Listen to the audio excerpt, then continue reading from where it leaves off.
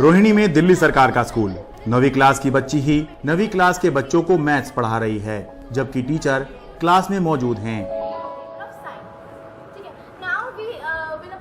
दरअसल ये बच्ची स्टूडेंट एडवाइजरी बोर्ड की मेंबर है, चुनाव जीत कर आई है और पीयर टीचिंग कर रही है।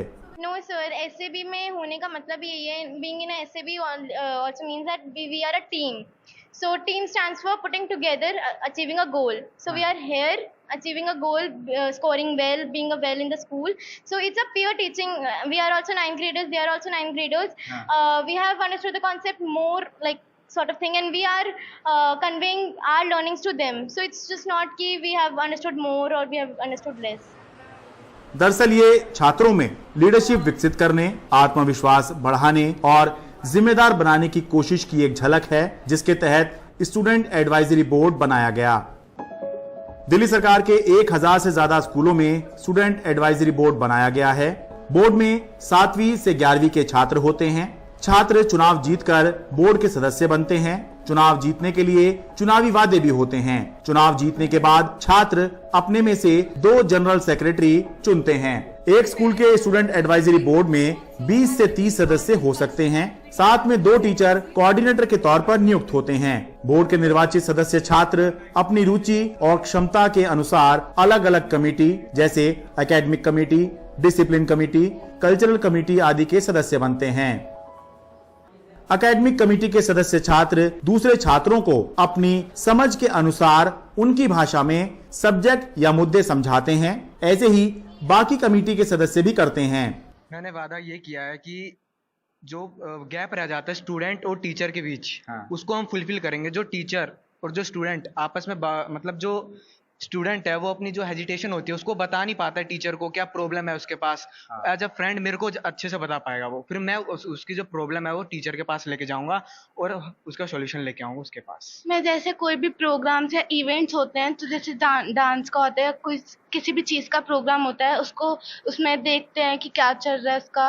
एंड उसमें जैसे जो बच्चे हैं जो स्टेज पे आने से डरते हैं या स्टेज पे आना चाहते हैं, तो उनका देखते हैं कि उनको किनका स्टेज फियर है, किनका नहीं है, और देखते हैं कि कौन अच्छा बोल पाता है, या हम देख पाते हैं उसमें स्टेज पे कौन ज्यादा अच्छी चीजें बोल रहा है। मेरी टाइम मैनेजमेंट की स्किल्स जो है वो बेहतर हुई हैं। जैसे पहले हो जाता था ना कि नहीं अभी नहीं करना, मेरे को मन नहीं है, बट अब ये होता है कि हाँ टास्क मिला है, कंप्लीट करना है।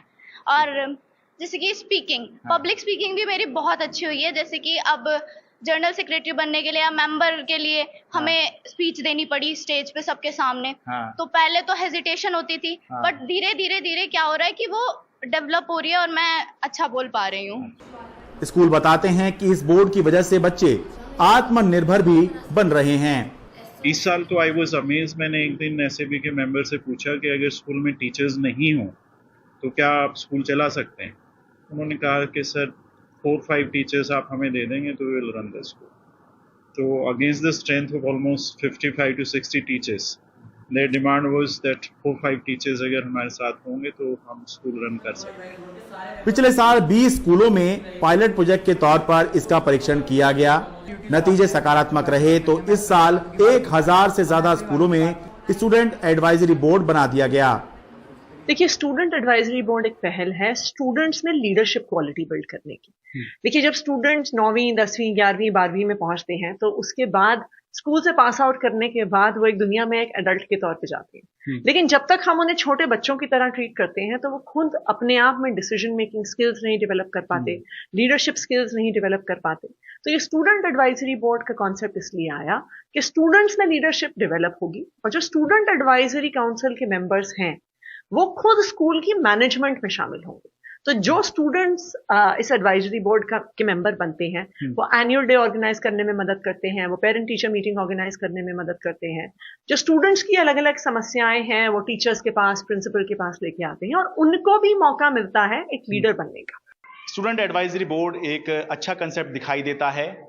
स्टूडेंट्स को जिम्मेदार बनाने के लिए, उनका कॉन्फिडेंस बढ़ाने के लिए, लीडरशिप डेवलप करने के लिए। लेकिन बस एक बात है जो ध्यान रखने वाली है, वो ये कि क्योंकि इस पूरे स्टूडेंट एडवाइजरी बोर्ड में चुनाव भी होते हैं, तो ये ध्यान रखना जरूरी है कि स्टूडेंट एडवाइजरी बोर्ड, वो जो कॉलेज वाली छात्र राजनीति होती है या वो जो चुनाव होते हैं उस जैसा या उससे प्रभावित ना हो जाए।